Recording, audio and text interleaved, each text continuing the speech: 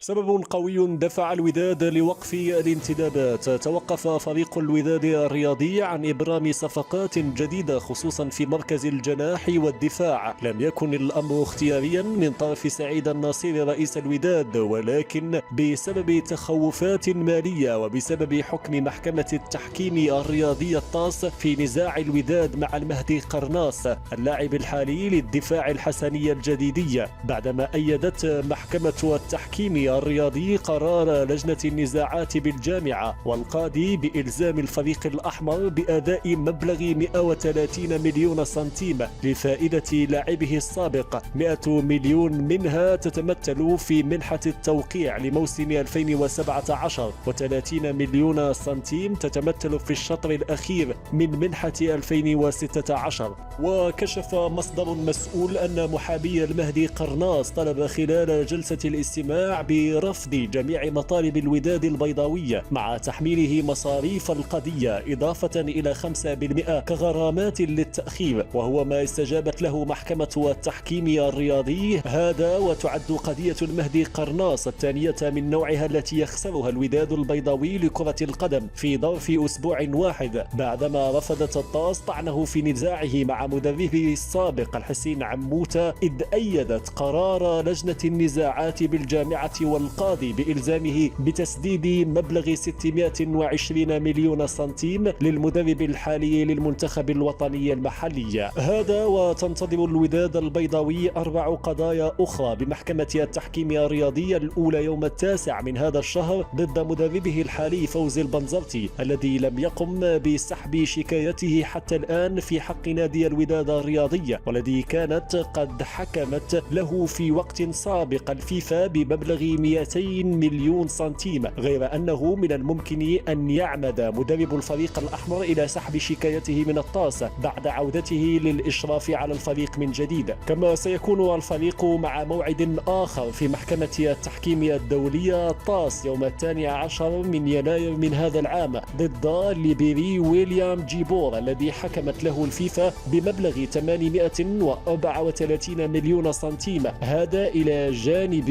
نزاعيه ضد المالي سيسوكو وجمال أيت بنيدر. شكرا على متابعتك لنا. للمزيد من أخبار الرياضة لا تنسى الاشتراك في القناة ومشاركتنا رأيك في التعليقات.